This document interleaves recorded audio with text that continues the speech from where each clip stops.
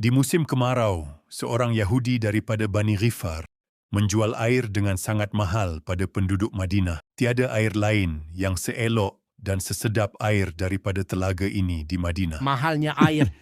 Sabda Rasulullah sallallahu alaihi wasallam, sesiapa yang menggali, yakni membeli dan mewakafkan telaga Ar-Raumah, maka baginya syurga. Lalu Sayyidina Uthman pun menggali, yakni membelinya. Sahih Al-Bukhari.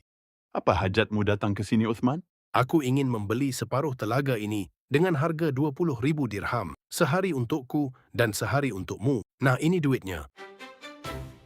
Mari, ambil bekal air untuk 2 hari. Habislah. Tiada yang ingin beli di hari giliran aku. Wahai Uthman, belilah separuh lagi telaga itu. Baiklah.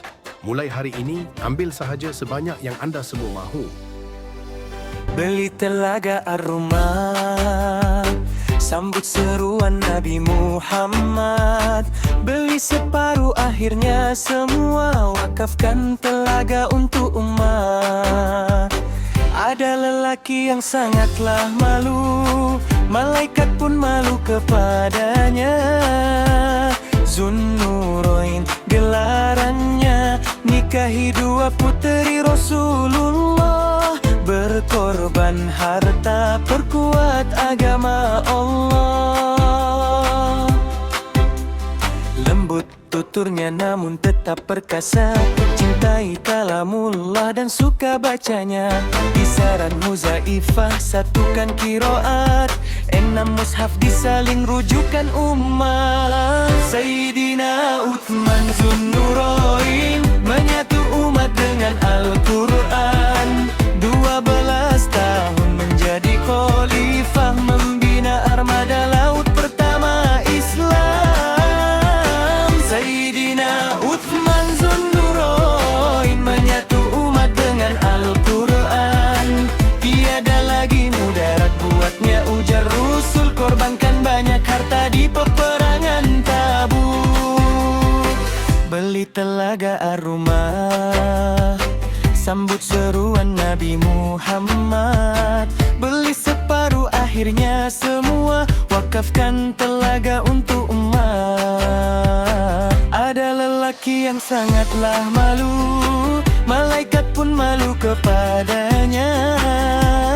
Zunnurain gelarannya, nikahi 2 puteri Rasulullah. Berkorban harta, perkuat agama Allah. Sanggup berkorban walaupun tidak mudah, Khalifah ketiga pengganti Rasulullah.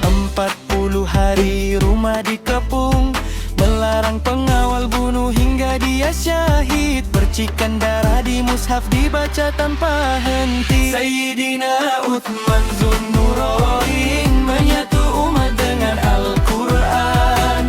Guna harta sendiri membeli tanah sekitar masjid. Masjid Nabawi diperluas untuk umat. Sayyidina Uthman Zunnurain menyatu umat dengan Al-Quran.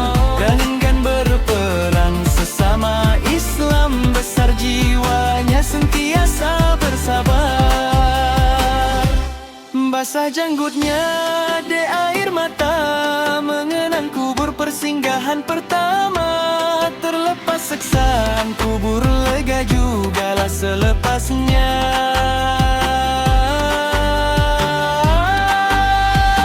Sayyidina Uthman Zunnurain menyatu umat dengan Al-Quran. Hanya Allah mampu balas jasamu di akhirat. Sayyidina Uthman Zunnurain.